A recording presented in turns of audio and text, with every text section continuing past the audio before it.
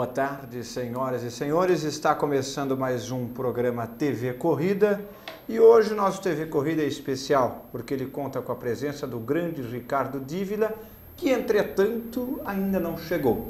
E, infelizmente, o programa ao vivo tem esse tipo de imprevistos e como estamos numa grande metrópole como São Paulo, a chance de um imprevisto sempre aumenta um pouco. Então vamos começar o nosso programa falando de Fórmula 1, de Fórmula Indy, de todos os assuntos do automobilismo, da Stock Car, Corrida do Milhão que vem por aí. E quando o nosso convidado chegar, façamos um pequeno intervalinho, colocamos ele para sentar aqui e a gente já reinicia o programa. Quer dizer, dá prosseguimento, porque a gente não vai começar de novo, a gente dá o prosseguimento aí sim com a entrevista ao grande Ricardo Dívila, que já esteve aqui no nosso programa em outra ocasião no ano passado, se não me falha a memória. Muito bem, pessoal, eu queria agradecer a todos que estão aqui no nosso chat. O programa está no ar, mandem as suas perguntas e vamos aos primeiros fatos. Muito bem. Fatos interessantes que estão pipocando no mundo da internet, pipocando as informações. Primeiro, a contratação de Nico Hülkenberg pela Force India foi confirmada. A Force India confirmou agora esta semana, no caso ontem, a contratação do Nico Hülkenberg para uma das suas vagas no ano que vem. Provavelmente, muito provavelmente, quem estará ao seu lado será Sérgio Pérez. Existe a possibilidade de ser o Adrian Sutil, mas se eu tivesse que apostar em alguém, eu apostaria no Pérez. Então, por que ele ainda não foi anunciado? Aí eu já não sei. Entram questões negociais, entram questões de patrocínio, entram questões de apoio. Dizem que quem está costurando a ida do Sérgio Pérez para a Force India seria o Martin Whitmarsh. O Martin Whitmarsh, ele é o chefe da equipe McLaren e teria ficado, digamos assim, com uma certa dívida moral com o Sérgio Pérez por tê-lo demitido em cima da hora no fim do campeonato. E teria negociado um desconto da McLaren com a Force India. Mas como assim? O que a McLaren fornece para a Force India que ela poderia dar um desconto? Ocorre que a Force India tem um acordo de cooperação técnica com a McLaren, avaliado, segundo contam, em até 8 milhões de euros. Os técnicos da Force India têm um intercâmbio técnico com os engenheiros da McLaren, fazem testes no simulador da McLaren, usam a estrutura da McLaren para projetar novas peças, ou para ter uma assessoria, enfim, a gente não sabe qual a exata profundidade dessa parceria, mas existe. E aí o Martin Whitmarsh estaria dando um desconto substancial nesse serviço que eles prestam para a Force India, em troca de uma acomodação ao Sérgio Pérez. Então, vamos ver se isso se confirma, mas é o que está mais encaminhado pelo que a gente ouve por ali e por aqui. Produção, só uma coisa, quando o Ricardo chegar, vocês me avisam, ok? Muito bem, estamos aqui sempre atentos para trazer a você as melhores informações. Além disso, mais informações interessantes.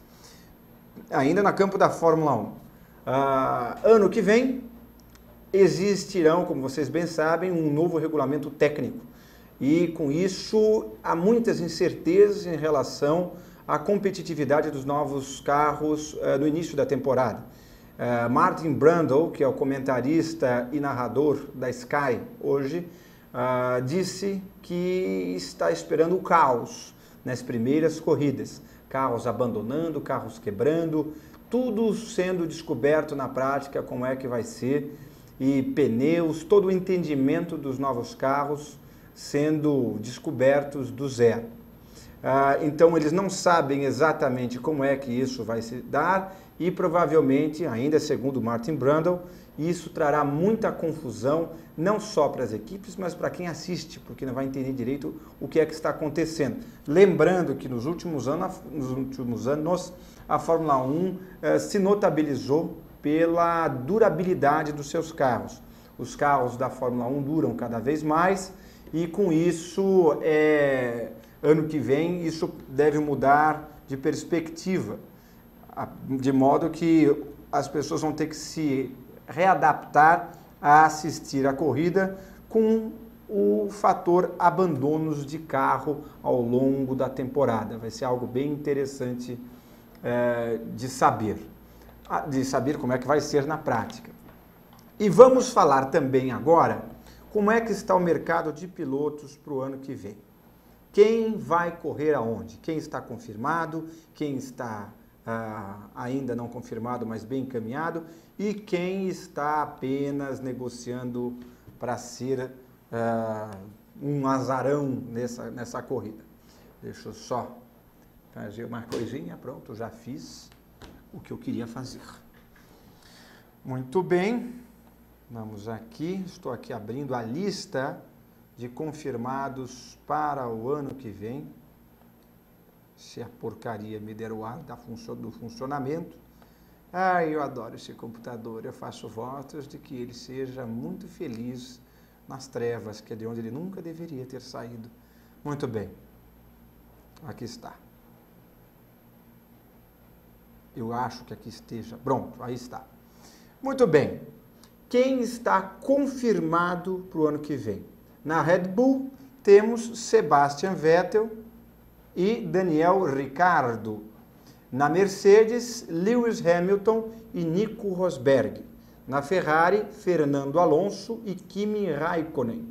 Na Lotus, Romain Grosjean e Pastor Maldonado. Aliás, esta dupla também é outra que foi confirmada da semana passada para cá. É outra novidade da qual eu vou falar também sobre a confirmação do Maldonado. Aliás, a confirmação de Hülkenberg na Force India veio depois da confirmação do Maldonado na Lotus, não por acaso. Na McLaren, Jenson Button e Kevin Magnussen. Na Force India, Nico Hülkenberg confirmado e ainda em dúvida, Sérgio Pérez ou Adrian Sutil. Na Sauber, Adrian Sutil ou Esteban Gutierrez ou Felipe Nasser ou até mesmo Sergei Sirotkin. Vamos falar agora dessas dúvidas. Da Force India eu já falei daqui a questão que deve ser o Sérgio Pérez e o Adrian Sutil ainda correndo eventualmente por fora. Na Sauber, o Adrian Sutil é muito cotado. E a segunda vaga, que seria do Sergei Sirotkin, não está tão garantida assim, porque a equipe aferiu ao andar com ele naquelas exibições na Rússia, nos dias de testes do carro da Ferrari que ele fez, que ele ainda está muito cru. Muito cru, então ainda não é a hora dele estrear. Além disso, também há dúvidas em relação ao dinheiro do russo, se é que ele tem esse dinheiro todo que prometeu. Ao que tudo indica, isso ainda não está confirmado, isto é, que ele tem esse dinheiro e, portanto, a vaga ainda não é dele. Lembrando também que ele ainda não tem a superlicença da Federação Internacional de Automobilismo, FIA, para correr de Fórmula 1. Ele só teria isso depois de correr em categorias X, depois de atingir um mínimo de quilometragem com um carro de Fórmula 1. Então, ele também tem esse outro impeditivo, pelo menos por enquanto. Correndo por fora, temos o Felipe Nasser, que, segundo informações da internet, segundo informações no caso do Vitor Martins, que muitas vezes é citado em alguns lugares como internet, ele teria um patrocínio já garantido do Banco do Brasil de 7 milhões de euros. 7 milhões de euros. Dizem que a vaga na Sauber custa 10 milhões de euros. Então ele estaria correndo atrás de completar este valor para conseguir ser titular na Sauber. É o que é dito, não é nada garantido, não é um fato consumado. São indicativos de que ele estaria, sim, portanto, em conversas avançadas com a equipe Sauber. Inclusive, exatamente essa negociação com a Sauber que adiou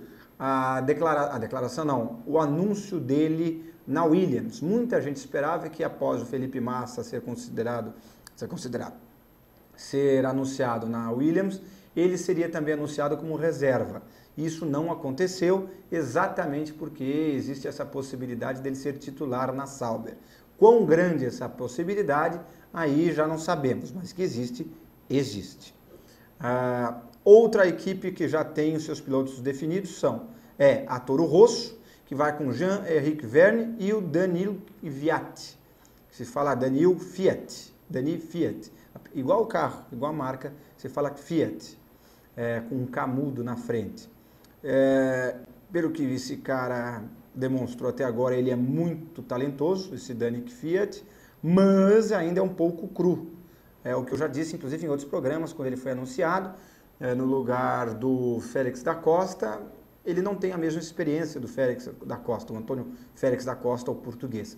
Então, talvez pene um pouquinho nesse início, mas não foi nada mal nos 2 treinos livres que ele participou no fim desse ano pela Toro Rosso. Ele correu com a Toro Rosso, acho que em Abu Dhabi, não, nos Estados Unidos, e depois em São Paulo, aqui em Interlagos, na sexta-feira.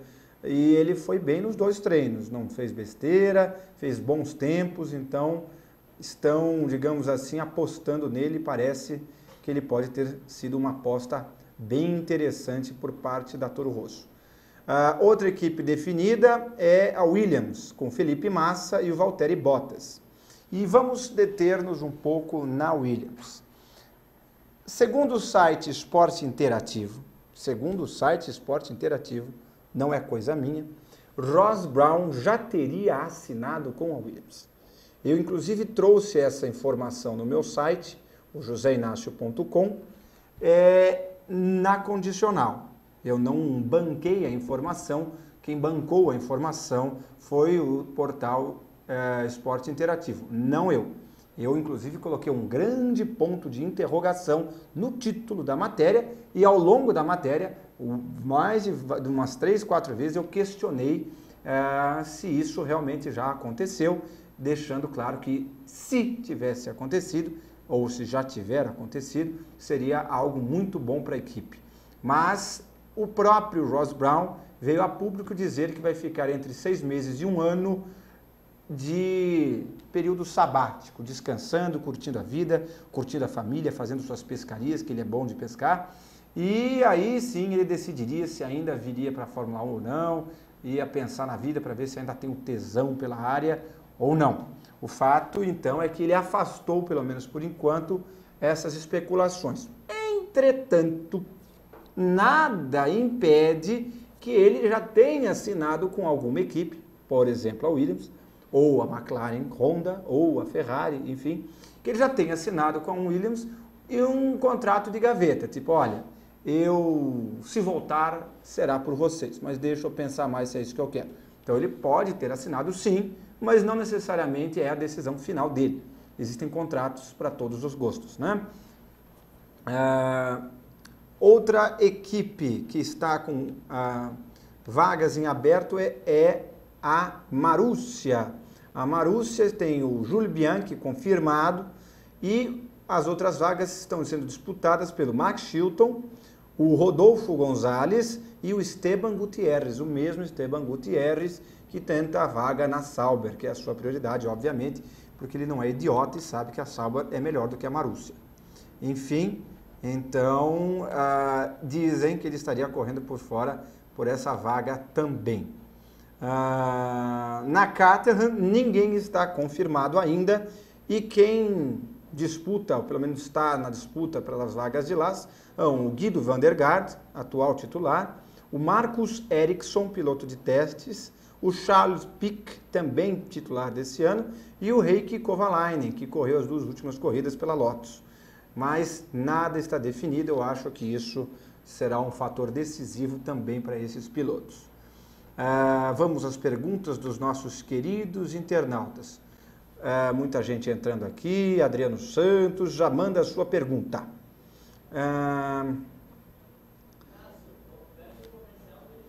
Ok. Só vou responder uma pergunta porque o nosso convidado chegou. Fernando Alonso pode correr na McLaren em 2015? Sim, pode. Aliás, o rumor é forte de que Martin Whitmar já teria um entendimento com ele. Não quero dizer contrato, mas um entendimento. Até chamou atenção que nessa semana teve um prêmio da revista Auto Esportes na Inglaterra e a McLaren ia receber um prêmio pelos seus 50 anos de história. E em vez de o Martin Whitmarsh, chefe da equipe, foi o John Neal, que é um engenheiro bastante importante, mas que não é o chefe da equipe, porque o Martin Whitmarsh preferiu ir prestigiar a abertura da mostra de Fernando Alonso na Espanha, mostrando uma política óbvia de boa vizinhança e tentativa de sedução. Então eu vejo sim a possibilidade, não estamos falando em certeza, do Alonso ir para a McLaren, que a McLaren quer. Meus amigos, vamos para um rapidíssimo intervalo, porque nosso grande muso inspirador da engenharia, o Papa Ricardo Dívila, está no nosso recinto e estará aqui ao lado dentro de um minutinho. Até daqui a pouco, pessoal. Fiquem aqui e preparem as suas perguntas.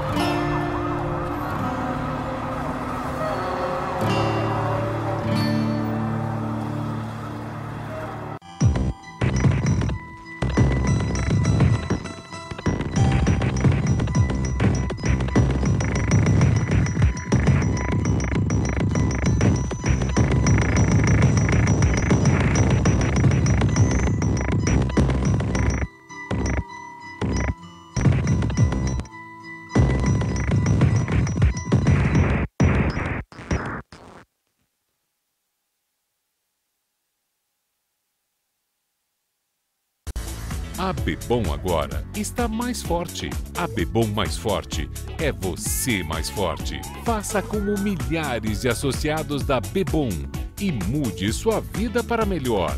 Seja mais um Bebom. Seja mais forte. De segunda a sexta, a partir das 8 da noite, veja como é possível mudar sua vida para melhor. Assista a TV Bebom na internet.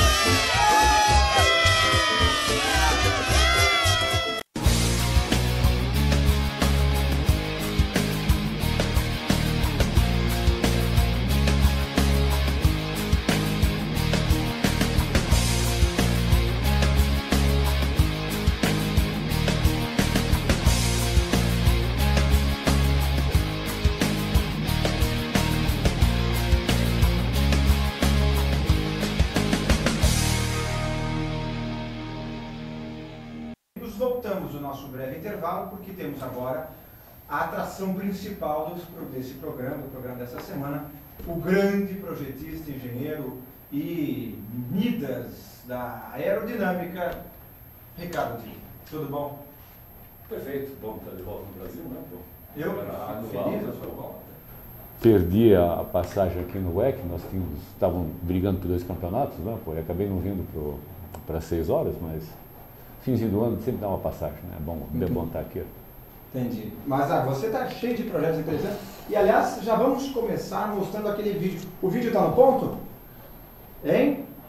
Então pode colocar o vídeo do Copersucar Fittipaldi, na verdade Fittipaldi Copersucar, né? FD01, a recuperação dele. Pode pôr.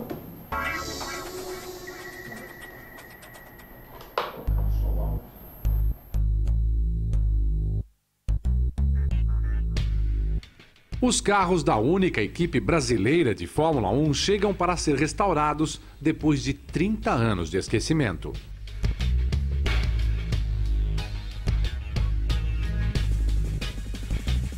O chassi do FD01 chegou para receber seus componentes já recuperado numa cromeação especial. O trabalho foi comandado pelo próprio construtor, Wilson Fittipaldi Jr. Com o patrocínio da Dana, todas as centenas de peças e componentes foram restaurados ou reconstruídos. Darcy Medeiros, o mesmo mecânico que trabalhou no FD01 há 30 anos, foi o responsável pela montagem.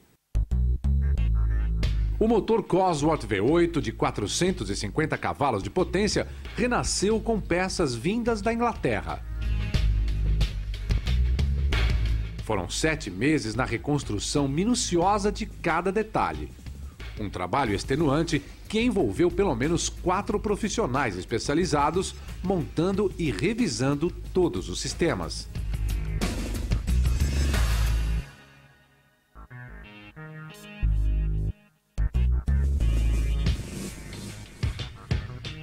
O motor já testado e revisado chegou às mãos de Darcy para a montagem final.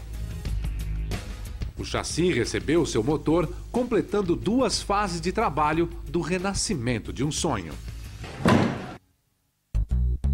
Pronto, o FD01 foi levado ao estúdio de Cid Mosca. Depois da base, o colibri foi renascendo nas mãos do artista.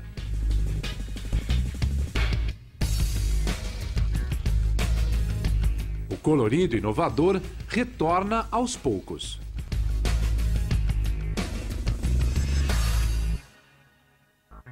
Colibri azul que marcou a história no automobilismo mundial reaparece com todo o seu brilho. Montagem completada. A aerodinâmica, as cores e a inovação do FD01 vão para a pista no seu primeiro teste dinâmico. O mesmo piloto, a mesma emoção, aceleram para um teste de sucesso.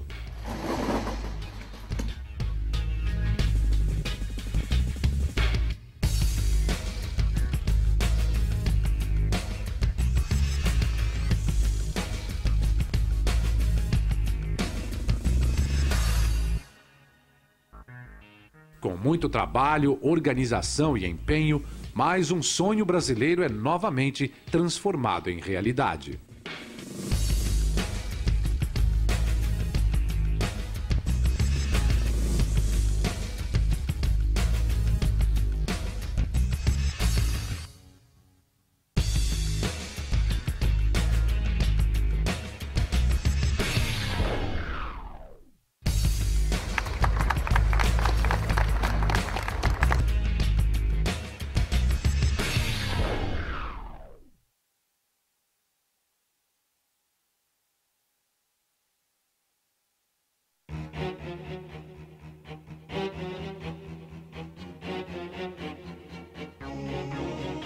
Ele está de volta, acelerando em Interlagos o primeiro carro de Fórmula 1 construído no Brasil. A Dana apresentou o Fittipaldi FD01 à imprensa, na pista que foi sede de seus primeiros testes dinâmicos. Todos puderam ver em detalhe o trabalho de recuperação do carro que foi mostrado pela primeira vez ao público brasileiro em outubro de 1974. Wilson Fittipaldi Jr., o construtor, Darcy Medeiros, que trabalhou na construção do carro em 74 e agora em sua restauração, atenderam a todos, contando histórias e se emocionando com a festa. No ano em que a Dana comemora o seu centenário, o FD01 faz 30 anos. O reencontro do carro com as curvas de Interlagos é uma das melhores imagens dessa festa. A satisfação do dever cumprido. O primeiro a ir para a pista foi o Wilson Fittipaldi. Interlagos já não tem seu lendário traçado de quase 8 quilômetros, mas a mística permanece. O filho de Wilson, Christian Fittipaldi, foi o segundo piloto a ter o privilégio de acelerar o carro. A emoção, tanto do pai quanto do filho, é evidente. Completando a festa, Ingo Hoffmann, segundo piloto do time Fittipaldi. Ele assume o comando do FD01, relembrando a primeira vez que acelerou o carro. Uma verdadeira viagem no tempo.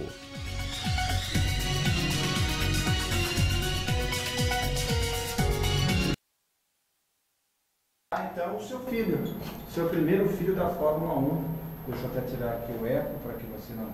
Pronto, agora sim. Até abrir aqui o negócio de disquete. Nessa está falando 30 anos, né? Recuperação, agora são 40 anos. Não? É verdade, porque isso foi em 2004, estamos aos pés de 2014. Chãozinho, né? Chãozinho. Vamos colocar a primeira imagem que a gente tem aí. A gente tem algumas fotos no nosso exibidor. Aí está o teste de túnel de vento dele, não é isso? Era de argila? O que era? Né? Não, é feito de... Não, feito com espuma de poliuretano nas seções feitas em compensado, né? E aí preenchido e modelado com o... Próxima imagem, aí é lateral. E cada desses pontinhos, dessas tirinhas pretas, é para medir para onde está o vento? O fluxo do ar. Esse que estão mexendo bastante, você vê meio mexido, é que está meio descolado. O que está parado, é que está realmente um fluxo limpo, né? É o bom. E o interessante disso é que nós tínhamos duas versões. Essa era a versão aerodinâmica, alta velocidade, e tinha um que era o começo do carro asa. Mas como na época as balanças do CTA estavam sendo recalibradas, nós não podíamos medir o downforce real. Então, como o carro downforce tem mais arrasto do que esse, acabamos fazendo esse. Mas o carro com o perfil asa embaixo era em paralelo, tinha o F1 e F1A. Que legal. Tem imagem do F1A? Eu tenho. Depois eu quero eu preciso te mandar, tem algumas, tem pouca coisa disso, né? Mas é interessante o negócio que era um full ground effects sem saia, que tinha essa interdição. O carro asa realmente vingou com a Lotus quando o Chapman atropelou o regulamento e botou a saia encostando no chão, né? E acabou fazendo forçar e aí pegou, nunca mais voltou, né? Que bacana. E além disso, além da Fórmula 1, que você obviamente por muito tempo, vamos colocando mais imagens, vamos colocando as próximas imagens. Qual a próxima imagem que a gente tem aí? Vamos ver. A hora que estiver no ponto você põe, viu? Produção? Isso. Bom, aí está a Minardi. Foi o último carro que você projetou na Fórmula 1? Não, esse trabalhei junto com o... Brunner? Não, esse ainda com o... Janus. Esse lembra o apelido dele, Ele é de onde? Foi o diretor técnico na Ferrari, todo esse tempo agora, até ir para... Tom Bazis? Não, Tom Bazis não, diretor técnico Costa. Mesmo, Aldo Costa. Costa. É que a gente nunca pensa no Aldo. Foi Mercedes. Eu nunca penso no Aldo, penso no apelido dele, que não era muito... Que não é muito publicável. muito publicável. Esse daí? Esse é um bom exemplo da evolução. Foi minha última Ligier, né? A GS33.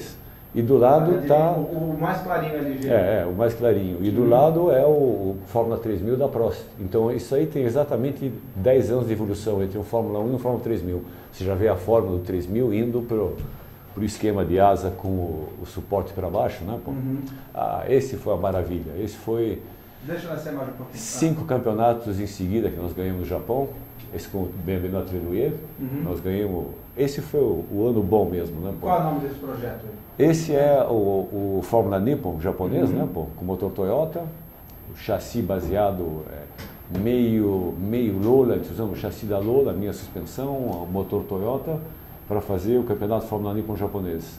Nós ganhamos esse campeonato 5 vezes em seguida, e as últimas 3 vezes foi o triplo campeonato, foi piloto, equipe e piloto número 1, piloto número 2. Então, campeão e vice. Campeão e vice, né, E o Treloyer, com aquela vista icônica do Monte Fuji atrás, né?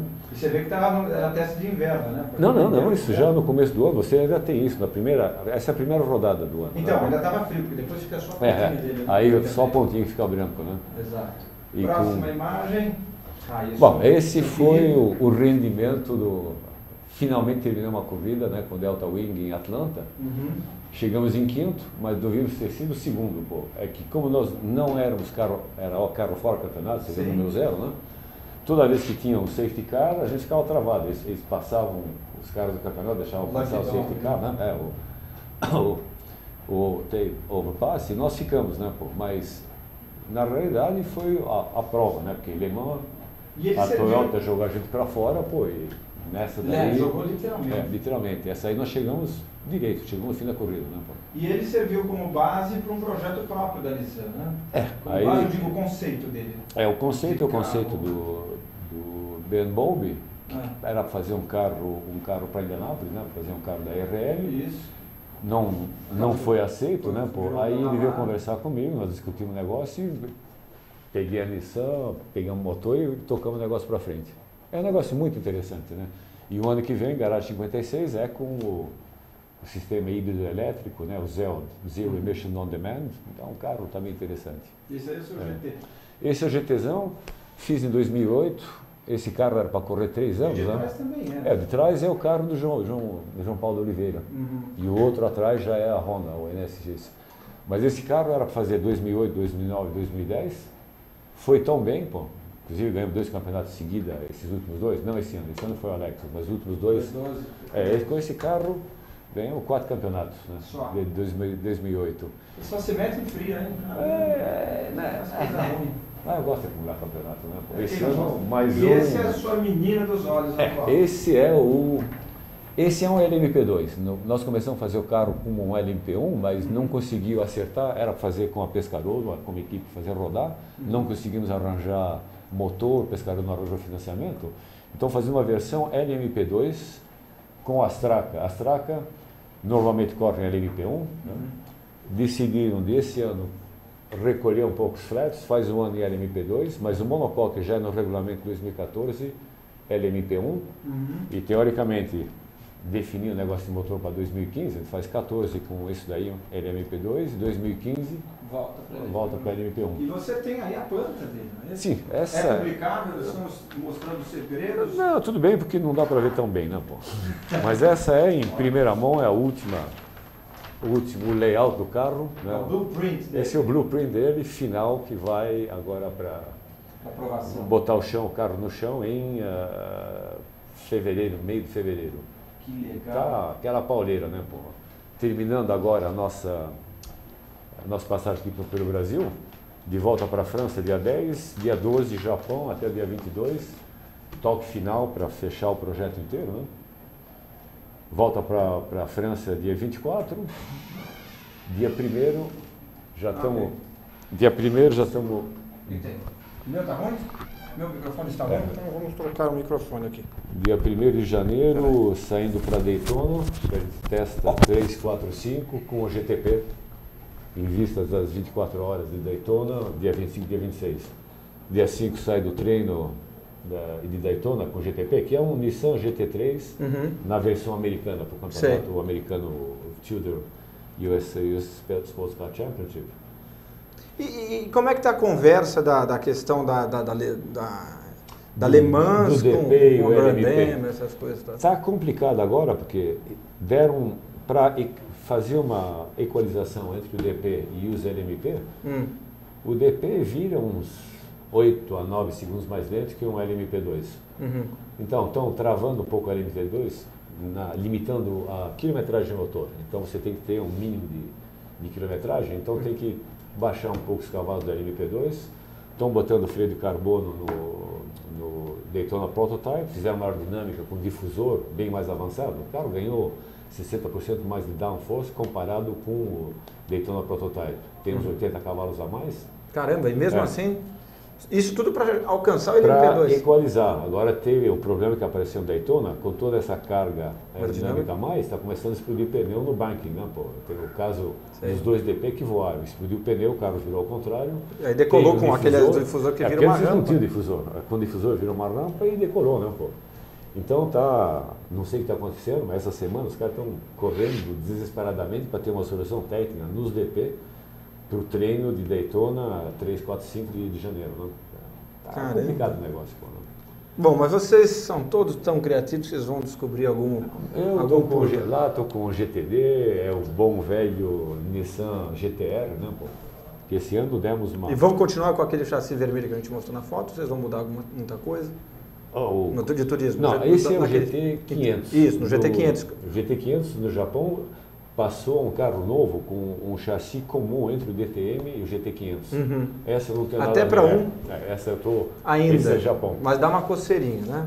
Dá uma coceirinha. Tipo, você viu o carro, você fala. Ano que vem eu tô com... Esse daí então já foi aposentado? Daí, aposentado. Esse é o fim de uma época que era vale tudo. Né, pô? Isso aí é uma silhueta, é um LMP2 com uma bolha em cima com a forma do GT. O novo já é um chassi igual para o DTM. Então todos os DTM, todos os GT500 têm o mesmo chassi, o mesmo monocoque, usam as mesmas mangas de eixo, o mesmo eixo de transmissão, mesma caixa de câmbio, mesmo amortecedor, para limitar o custo, porque esses caras estavam um exagero, né? Para você ter uma ideia, o GT500 no Japão, Nissan, Toyota, Honda, todos eles estão gastando em volta de 30 a 40 milhões de euros para fazer uma temporada. Caramba. Por um campeonato nacional, é só nacional, né? E é uma briga de honra entre essas três manufatureiras. Mas está na hora, vista a condição econômica, está na hora de abaixar um pouco, eles estão querendo fazer essa equalização e tentar, levando em conta a probabilidade desse DTM americano de ter a Audi, a BMW, a Mercedes, eventualmente. E os japoneses, Nissan, Toyota e Honda, todos eles usaram esses carros, como a gente tem essa comunalidade, todo mundo ia andar nos Estados Unidos. Então você tem um DTM global, efetivamente. Como era para ser o ITC, né? Exatamente. Em 96. Era para ser o DTM está meio parado na forma deles. E também, só para fazer isso, só para a Alemanha, para a Audi, para a BMW, para a Mercedes, é um negócio muito caro. Agora, fazendo Alemanha e Estados Unidos, e os japoneses fazendo Japão e Estados Unidos, tendo essa comunicabilidade, enfim, então essa é mais rentável para fazer sinergia. Um negócio, dá para fazer um negócio bem mais interessante. Vamos ver para onde vai. Mas isso nós estamos falando em 2015, 2016. Né? Entendi. A tendência, todo mundo quer fazer isso. Né? Agora vamos falar um pouco de WEC. Você faz parte da banca que definiu o futuro do regulamento técnico da WEC 2014 e provavelmente 2017 que vai vir uma outra. Nós já definimos o regulamento da que vem? Da LMP1, então está fixo de 14 até 14, 15, 16. Né? E o LMP2 demos uma empurrada a mais, mesmo por causa da condição financeira e econômica mundial. Então os LMP2 atuais vão até 16. Então é na próxima mudança, quando mudar o P1, o P2 estaria a mudar. Inclusive, eu devia estar saindo para Paris amanhã para participando. Tem uma reunião dia 6 agora, mas com o calendário, como foi até agora, não deu. Né? Em todo caso, já apresentei toda a programação da parte da Nissan e da parte da Dom, então eles já sabem, eu já tenho a agenda. Já sabem que pé você está. Já sabem qual é a nossa posição quanto a isso. Né? Entendi. Mas, basicamente, o P2 deve ficar como o P1, carro fechado, mesma dimensão. Isso em 17 em diante. 17 em diante. Nós estamos querendo ter essa diferença de peso, diferença de pneu, obrigatório é menor, o motor também é mais restrito, né? Daí pode ser até o mesmo motor com restritor de ar, essas coisas, né? Agora, o que ajuda muito, a briga está para fazer, em 17, tirar do motor de produção, porque um LMP2, para você fazer um LMP2, fazer uma curva de 24 horas, ter um motor que dure, ter 3 motores por ano, mais um para alemão, custa muito caro, que o motor de produção, andando nesse regime, a revisão é muito cara. É mais barato você fazer um motor especificamente, com bloco específico de corrida, que no fim das contas o custo inicial para fazer o primeiro bloco é mais caro, Mas mas você paga. durante a utilização do motor é mais barato, sabe? E aí aquela coisa, fazer um regulamento de motor, que o motor seja usado com a mesma configuração por uma série de anos, né? Para não fazer aquela coisa de todo ano ter uma corrida armamentista. E a briga que tem nesse momento é essa questão de a Mazda quer motor diesel para o LMP2 também, que inclusive é aceito no Tilde Championship nos Estados Unidos, a Mazda está lá com motor diesel. Mas para a P2... A Mazda ainda é da Ford? A Ford vendeu tanta coisa, né? Não tem a Ford vendeu Volvo, vendeu Land Rover, Aston Martin, nem sei se a Mazda que fazia para o guarda-chuva ainda é dela. Mas a questão que eu digo, para entrar um diesel, é um carro semi-fábrica, que não está dentro do espírito do LMP2. LMP1 você pode ter um carro de fábrica, tem a Audi, tem a Toyota, tem a Porsche, futuramente, provavelmente, nós temos a Nissan também, mas a P2 é para... especificamente equipes, é uma equipe particular. E quando começa a entrar, que compra o carro, né, para ir correr. Quando começa a entrar manufatureira no meio, o preço multiplica. Mesmo com a limitação, não tem limitação de pneu. Sabe, você tem que homologar o seu pneu para o ano, o pneu de chuva tem aquele pneu de chuva, sabe, homologado. E uma série de coisas, pastilha, pinça, né? Uma série de coisas que são homologadas, a aerodinâmica do carro é homologada para o ano inteiro, você tem uma opção só para alemã. Todo ano pode ter um update, pode mudar a aerodinâmica, mas não pode custar mais do que 10 mil euros. Tá bem? Você pode fazer uma mudança por razão de segurança, tem um triângulo que quebra, então faz uma homologação, problema de projeto, só para reforçar aquela peça, você pode mudar, mas o resto do carro é homologado. Um P1 é livre. Do jeito que começa o ano, termina o ano. E o P1 você pode aparecer toda vez que o carro anda, ou toda sessão que o carro anda, com alguma coisa nova. Uma novidade. Mas é a diferença que você tem, Porsche, estamos falando o quê? O rumor é 300 milhões de euros por ano para esse projeto Porsche. Já viu que são níveis de Fórmula 1. É fábrica. Se a gente for olhar é o valor de uma Red Bull, que a Ferrari e a Red Bull gastam. Está falando a Audi gasta em volta, com tudo, promoção, negócio, o pessoal está falando em volta de 200 milhões. 200 milhões agora, são 13 anos, desde 99, né? Para 14, nós estamos falando de 2,2 bi de euros que investiram no programa alemão. E então, mais agora da Porsche, que é tudo do grupo Volkswagen. Mas sai de caixas diferentes. Sim, mas sai do mesmo bolso no fim das contas. Né? Do grupo VAG. Isso. Mas não vai ser um pouco como a Bentley, é guerra aberta entre os dois, sabe? Sim. Realmente os dois estão brigando um com o outro. Né? Vai ser bem interessante de assistir. Ano que vem, inclusive, o Mark Webber, que era da Fórmula 1, para quem não sabe, está correndo, já assinou, inclusive já foi para a fábrica da Porsche para ver o seu novo brinquedinho do ano que vem. E vamos falar então das mudanças. O que muda no ano que vem? Carro mais estreito, pneu mais estreito, LMP1. Carro e pneu mais estreito, mudanças aerodinâmicas. Aerodinamicamente, nós temos, em vez de ter as aberturas para reduzir o lift, se o carro começa a tentar decolar, a gente tem aquelas aberturas no alto dos paralamas, que eu acho uma aberração, é a minha briga permanente dentro do grupo de trabalho, porque teoricamente reduz o lift da carroceria, mas para quem está querendo fazer um carro aerodinamicamente perfeito, você tem aqueles furos, tem mais arrasto, é uma aberração. Né? A minha briga é voltar para o caso. A aerodinâmica foi sendo limitada, asa na suspensão, na época de 68, 69, quando estavam montados nas mangas de eixo e quebravam. Hoje em dia, a engenharia é um passo muito mais para frente. Você pode fazer teste de esforço, você pode garantir que não vai quebrar. Então, vamos fazer um carro que seja aerodinâmica ativa, com flap que levanta, sabe? Já tem o DRS, que é um negócio meio fajuto, mas porque não ter como nós fizemos do Delta Wing, na reta descia, quando chegava na freada, levantava. Como os carros esportivos hoje em dia. Tem carro de rua. Bugatti, tem a McLaren. Eu tinha isso aí num Volkswagen. Sirocco? Não, era o outro, já, o Corrado. Né? Sei. Aquele tinha um aerofólio traseiro que levantava de uma certa velocidade e mudava de ângulo. Isso foi num carro que tinha 25 anos atrás. E um carro de produção. Um carro de produção, né?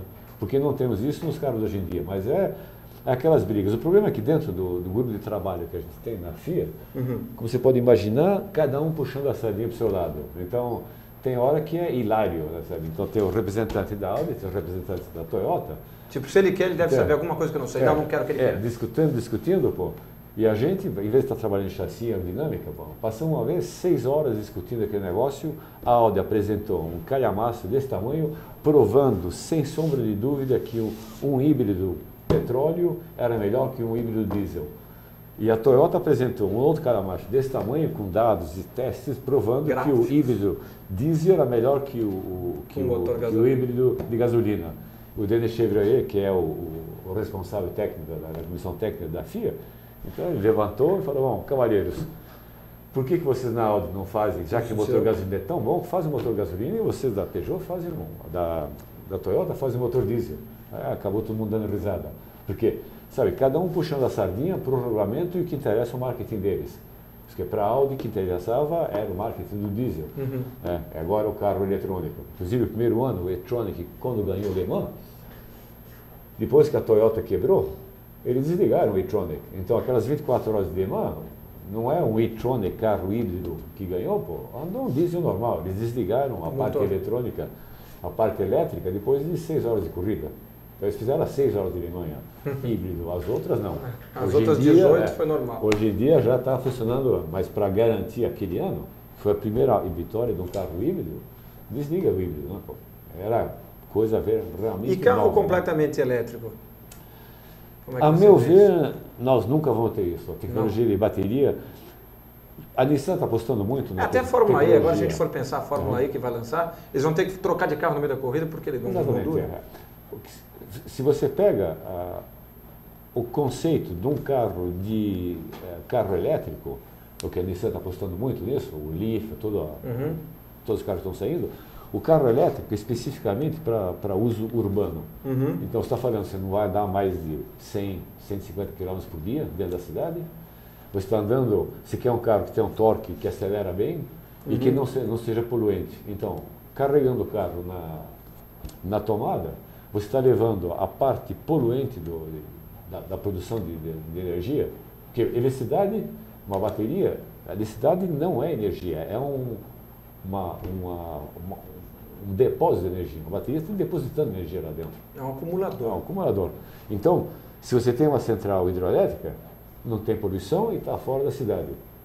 Se tem uma central nuclear, está fora da cidade. Uma central a carvão tem poluição, mas está fora da cidade. Então, você tira aquele foco de poluição onde tem a parte bem habitada. E o tipo de tráfego que você tem é o ideal. Baixa velocidade, aceleração rápida, né? E recuperação com o sistema KERS. Agora, vai pegar a estrada, fazer um caminho longo, para ter uma capacidade de bateria suficiente para isso, você tem uma bateria muito grande e muito pesada. Então, já o carro já não é tão eficaz. Nesse caso, os híbridos que nós temos hoje em dia, com recuperação de energia, com um pouco de estoque de energia em bateria, esses híbridos com KERS são cidade e fora de cidade. Mas, como eu digo, pessoalmente, entrar na parte de corrida, a quantidade de energia que você tem para carregar é peso. O Z-Od, a diferença do Z-Od para o Delta Wing. O Delta Wing, nós tínhamos um carro de 417 quilos. O Z-Od vai andar na mesma velocidade, teoricamente vai virar em 3,33 em Le Mans, mas o carro está pesando já 590 e para mim vai chegar aos 600 quilos pelos 120 quilos de bateria suplementar. Porque para ter 440 quilowatts para descarregar numa volta, você tem que ter seus 500 cavalos, tem que descarregar o negócio rapidamente, precisa ter suficientemente massa eletrolítica para fazer isso. E o problema também é o aquecimento, porque descarga lenta, baixa potência, não tem problema. Na hora que você quer descarregar isso para tirar os seus 500 cavalos numa bateria, o que esquenta o motor, o que esquenta a bateria, está empurrando o limite de uma bateria de tecnologia lítio-íon, lítio-ar, sabe? Bateria é difícil, sabe? Você acha que então a próxima fronteira tecnológica seria aprimorar a tecnologia das baterias? Esse é o grande limitador que tem para... Sempre foi. E quanto se avançou nesse... Melhorou muito, mas tá difícil, né? Interessante. Se a gente for pensar, as baterias que a gente acompanha, até a Gurgel foi o primeiro carro a fazer carro elétrico no Brasil. aqui, eu acho que era o X12, não lembro. Eu tenho um amigo meu que ele tem um de coleção elétrico. E aí você vai ver embaixo dele, ele é um monte de bateria de caminhão. Um monte de bateria de caminhão, não durava nada, era pesado que era a cabeça. Então já evoluiu muito, mas continua sendo o grande problema. Na verdade, se a gente for pensar, é o problema de um celular, é a bateria, né? Sempre foi, continua sendo. E qual é um possível pulo do gato nesse sentido? Não, temos, por exemplo, hoje em dia, a bateria de lítio-ion, que é a universal, se você for olhar aqui lá, dá alguma coisa como 200 watts-hora por quilo. Né? Esse é o teórico ideal. Na realidade, você está em volta de 120. A bateria perfeita seria em volta de 200. Nós temos baterias, vários tipos de baterias, até chegar a lithium-ar. Essa chega a dar 1.100, 1.200 kilowatts hora quilo. Só mas que é só em protótipo experimental pequeno, não tem esse negócio de scale-up, de ter uma massa suficiente para justificar. Quer dizer, a longo termo deve chegar lá, mas leva tempo, é difícil essa evolução, né? Pô, e custosa. E muito extremamente custosa. O segundo problema que tem, então nós temos lá na questão de carro elétrico, olha o Tesla. O Tesla é um carro que se vende, é um carro esportivo com uma alta performance, tem quando não pega fogo. Problema de esquentar demais a bateria, se usa demais para a descarga de é muito imediata. Muito imediata, esquenta muito e tem esse problema. Então não arranque com seu carro elétrico. Mas o segundo problema é a bateria, ela começa a perder efetividade e efetivamente dura 3 anos. E depois de 3 anos você tem um carro de 110 mil dólares, você vai gastar 25 mil dólares para trocar o conjunto de bateria. Então, na tecnologia futura, a tendência é que todos esses carros de cidade, que já não tem problema de potência, seriam carros com motores elétricos movidos a bateria é em leasing. Então a bateria é do fornecedor do automóvel. Você recicla a bateria e volta para ser recondicionada, refazer o trabalho. Porque para o individual é muito difícil dizer, ok, o valor do seu carro, vamos cortar pela metade, ele já porque a bateria dele já está aí. E a bateria, quando morre, o Tesla é 30 mil euros, né, para trocar. Num carro é 30% do custo do carro. E aqui no Brasil mesmo já tem alguns carros, tem o Ford Fusion, tem, enfim, carros híbridos, né? Que se a gente for pensar daqui a 5 anos, vai ser interessante saber como é que eles vão lidar com essa questão. Durabilidade, reciclagem, o que fazer com carro velho, né? Porque é o problema do carro de hidrogênio. O hidrogênio é uma outra tecnologia interessante, mas não tem como reabastecer. Né? Onde é que tem posto de hidrogênio? A questão de segurança, que hidrogênio é um fluido criogênico, esse realmente é zero emissão. Mas para abastecer, olha o problema tem que ter uma LPG. infraestrutura LPG já tem estrutura e o pessoal, a questão de segurança é difícil. Hidrogênio é um passo a mais ainda. Né?